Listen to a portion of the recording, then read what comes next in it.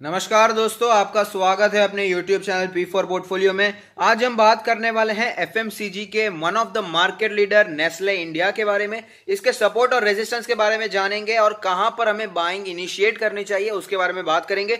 लेकिन उससे पहले अगर आपने चैनल को सब्सक्राइब नहीं किया है तो प्लीज सब्सक्राइब कीजिए और रेगुलर अपडेट्स पाने के लिए नोटिफिकेशन बेल को प्रेस कीजिए और साथ ही साथ टेलीग्राम चैनल को भी ज्वाइन कीजिए जिसकी लिंक डिस्क्रिप्शन बॉक्स में दी गई है। तो चलिए बात करते हैं नेस्ले इंडिया के बारे में।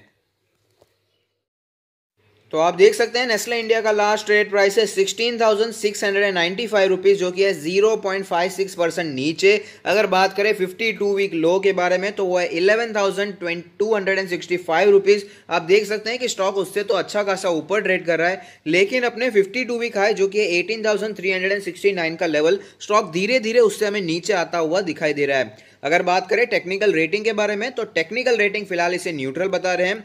वैल्यूएशन के बारे में बात कर लेते हैं। मार्केट कैप है 1,60,000 करोड़ के आसपास। पी रेशियो 79.23 है। इंडस्ट्री का पी है 60.89। प्राइस टू बुक रेशियो 83.28 है। यहाँ पर हमें वैल्यूएशन थोड़ा सा महंगा दिखाई दे रहा है इंडस्ट्री के मुकाबले, लेकिन मार्केट लीडर है, फंडामेंटली स्ट्रॉन्ग स्टॉक है।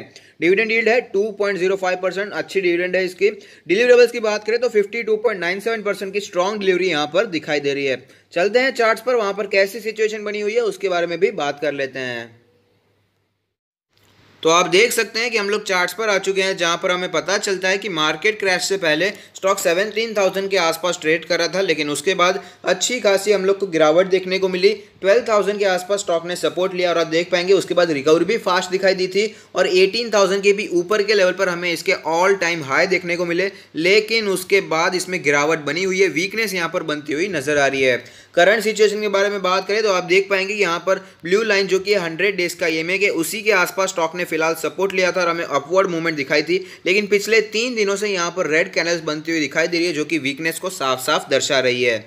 अगर बात करें इंडिकेटर्स के बारे में तो मनी फ्लो इंडेक्स का नंबर जो कैलकुलेट होकर आता है वो है 51.04। आप देख पाएंगे यहाँ पर ओवरसोल्ड कैटेगरी में, हाईली ओवरसोल्ड कैटेगरी में जाता हुआ नजर आया था, लेकिन उसके बाद हमें तेजी देखने को मिली। लेकिन फिलहाल मनी फ्लो इंडेक्स का नंबर नीचे आता हुआ दिखाई दे रहा है। अगर बात करें आरएसआई के नंबर के बारे में तो आप देख पाएंगे आरएसआई का नंबर जो कैलकुलेट होकर आता है वो 50.26। आप देख पाएंगे थोड़े समय से आरएसआई का नंबर भी नीचे आता हुआ दिखाई दे रहा है, जो कि वीकनेस को साफ साफ दर्शा रहा है।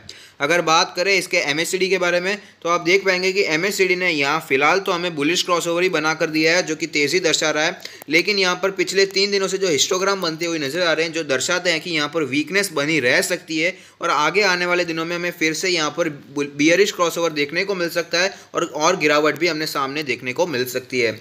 अगर बात करें बॉलिंजर बैंड के बारे में तो आप देख पाएंगे कि बॉलिंजर बैंड के अपर बैंड के आसपास स्टॉक ने रेजिस्टेंस फेस किया है जो कि लेवल बनकर आता है 17,101 का। उसके बाद हमें गिरावट देखने को मिली और फिलहाल स्टॉक अपने मीडियन के आसपास आने की कोशिश कर रहा है जो कि कैलकुलेट होकर 16,564 का लेवल है। लोअर बैंड जो कैलकुलेट होकर आता है वो है 16,026 का लेवल। अब बात कर लेते हैं पिवट पॉइंट्स के बारे में तो आप देख पाएंगे कि जो पिवट लेवल कैलकुलेट होकर आता है वो है 16,991 का लेवल, यानी कि ऑलमोस्ट 17,000 का लेवल। उसी के आसपास फिलहाल स्टॉक ने रेजिस्टेंस फेस किया है। उससे भी ऊपर जाए तो यहाँ पर 17,931 का लेवल निकल कर आता है।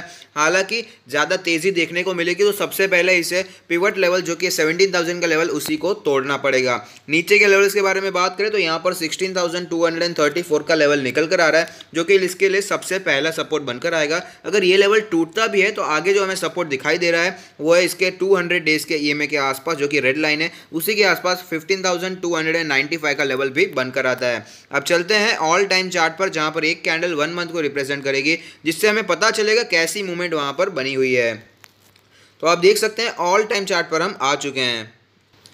स्टॉक में कभी भी हमें डीप करेक्शन देखने को नहीं मिला है। मल्टी बैगर स्टॉक रहा है, इसने हमें मल्टी बैगर रिटर्न्स बना कर दिए हैं। आप देख पाएंगे कभी भी हमें करेक्शन देखने को मिला भी है तो वो येलो लाइन जो कि है इसका 20 मंथ्स का ईएमए, उसी के आसपास स्टॉक सपोर्ट लेता है और वापस हमें तेजी भी दिखाता है। फिलहाल जब हमें करेक्शन देखने को मिला था मार्केट में भारी गिरावट भी हुई थी, उसी के आसपास स्टॉक ने सपोर्ट लिया और वापस हमें तेजी कंटिन्यू रहती हुई दिखाई दी थी। जो लेवल बनकर आता है वो है 14,307 का लेवल। अब बात कर लेते हैं इसमें पोजिशंस के बारे में। अगर आपने बहुत ही ज़्यादा ऊपर पोजीशन बना रखी है, आप अभी लॉस में चल रहे हैं, तो मेरा मानना है आप लॉन्ग टर्म के लिए होल्ड कर सकते हैं। बहुत ही अच्छा स्टॉक है, फंडामेंटली स्ट्रांग कंपनी है, और जो सेक्टर में ये काम करता है वहाँ पर हमें कभी भी ज़्यादा डीप करेक्शन फिलहाल देखने को नहीं मिलता है। हमने देखा ऑल टाइम चार्ट पर भी कभी भी ज़्यादा डीप करेक्शन देखने को नहीं मिला है, तो आप इसे लॉन्ग टर्म के लिए होल्ड कर सकते हैं। लेकिन अगर आपने इसमें नीचे पोजीशन बना रखी है, आप अभी प्रॉफिट में चल रहे हैं, अगर आपने लॉन्ग टर्म के लिए लिया है तो प्लीज़ कंटिन्यू होल्डिंग कीजिए, शेयर में कोई भी प्रॉब्लम नहीं है। लेकिन अगर आपने इसमें शॉर्ट टर्म के लिए पोजीशन बनाई थी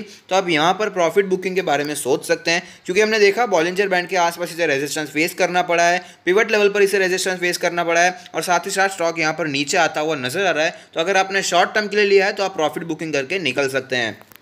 अब बात कर लेते हैं इसमें फ्रेश बाय के बारे में। तो मेरा मानना है जो एक्टिव इन्वेस्टर हैं, एग्रेसिव इन्वेस्टर हैं, उनके लिए 100 डेज का ईएमए बहुत ही अच्छा सपोर्ट है। स्टॉक ने 2 बार इसी लेवल के आसपास सपोर्ट लिया और वापस हमें तेजी भी दिखाई है, और साथ ही साथ बॉलिंजर बैंड का लोअर बैंड इसी के लेवल के आसपास था, साथ ही साथ पिवट पॉइंट्स पे जो पहला सपोर्ट था वो भी इसी लेवल के आसपास था। तो यहाँ पर एक्टिव इन्वेस्टर पोजिशन बनाने के बारे में सोच सकते हैं, जो कि है 16,000 के आसपास का लेवल। लेकिन अगर आप वेट करना चाहते हैं, पेशेंट इन्वेस्टर हैं, तो मेरा मानना है आपको पिवट लेवल पे जो दूसरा सपोर्ट बनकर आता था वो था 15,000 के लेवल के आसपास, जो कि 200 डेज के ईएमए के भी बिल्कुल नज़दीक है। 15,340 जो इसका है 200 डेज का ईएमए। तो इस जोन में अगर आप मिलता है तो आप इसमें पोजीशन बना सकते हैं, जो कि है 15,000 के लेवल के आसपास। तो लेवल्स मैंने आपको बता दिए हैं, लेकिन कौन से लेवल्स पर लेना है ये तो आपका डिसीजन है। लेकिन अगर आपको ये वीडियो पसंद आया है तो लाइक कीजिए, शेयर कीजिए, कमेंट कीजिए, सब्सक्राइब कीजिए और मुझे मोटिवेट कीजिए। Thank you, stay happy, happy investing.